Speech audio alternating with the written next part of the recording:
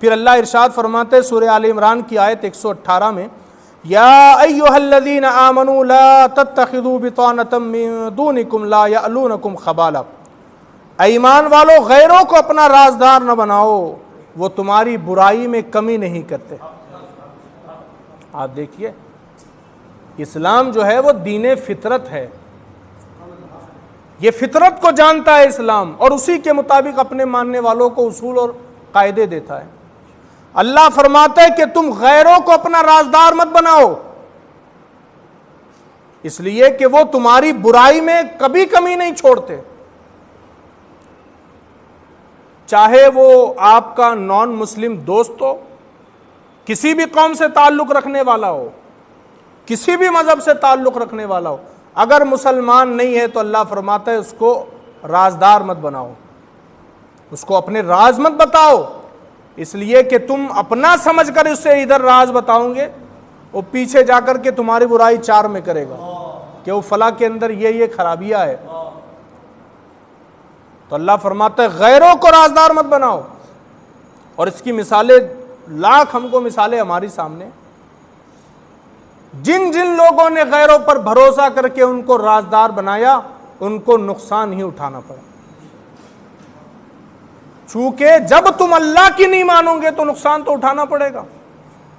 اللہ کا کہا نہیں مانو گے تو نقصان تو اٹھانا پڑے گا۔ تو فرمایا کہ غیروں کو رازدار مت بناؤ، اس لیے کہ یہ تمہاری برائی کرنے میں کبھی کوئی کسر نہیں چھوڑیں گے، کبھی کوئی کمی نہیں چھوڑیں گے۔ پھر آگے فرمایا وَدُّوا مَا عَنِتُّمْ، ان کی آرزو ہے جتنی ایذا تمہیں پہنچائے، بلکہ وہ تو تمنا کرتے ہیں کہ تمہیں جتنا ہو سکے تکلیف پہنچائے، جتنی ہو سکے تم کو مصیبت میں ڈال دے، پریشانی میں ڈال دے، اور یہ مسلمان کا طریقہ نہیں ہو سکتا، یہ بھی یاد رکھیے گا۔ اگر ایک مسلمان کسی کو تکلیف دینے کی کوشش کر رہا ہے، کسی کو پریشانی میں مبتلا کرنے کی کوشش کر رہا ہے، تو یہ طریقہ مسلمانوں کا تو نہیں ہے، یہ غیروں کا طریقہ ہے کہ ان کی تمنا رہتی ہے کہ تمہیں ایذا پہنچائے۔ پھر فرمایا قد بدت البغضاء من افواہہم وما تخفی صدورہم اکبر قد بینا لکم الآیات ان کنتم تعقلون، ان کا بغض تو ان کے منہ سے ظاہر ہو چکا، جو ان کے دلوں میں چھپا ہوا ہے وہ اس سے بھی بڑھ کر ہے۔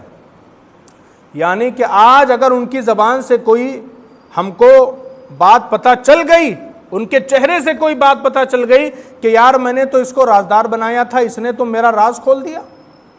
اگر ہم کو ان کے چہرے سے یا ان کی زبان سے اگر یہ بات پتہ چل جا رہی ہے کہ وہ ہمارا کتنا بڑا دشمن ہے، وہ ہمارا کتنا بڑا حاسد ہے، تو اللہ کیا فرماتا ہے؟ کہا ان کے چہرے سے جو ظاہر ہو رہا ہے وہ تو اپنی جگہ، فرمایا جو ان کے دلوں میں چھپا ہوا ہے وہ اس سے بھی بڑھ کر خطرناک ہے۔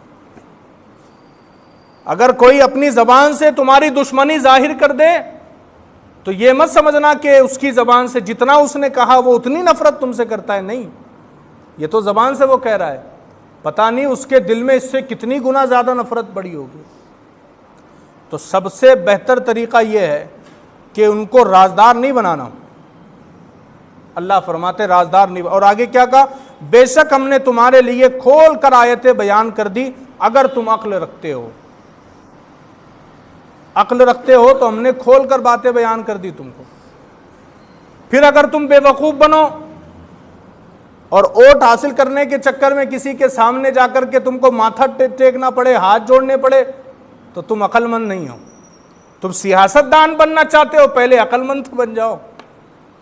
اللہ کہہ رہا اگر تم عقل مند ہو تو نصیحت مانو، ورنہ پھر تم کو تو اس کا خامیازہ بھگتنا پڑے گا، نقصان اٹھانا پڑے گا اس کا تم کو۔ اور ہم دیکھ رہے اپنی آنکھوں سے جنہوں نے اللہ رسول کو چھوڑا ہوئے آج ان کا کیا حشر ہے۔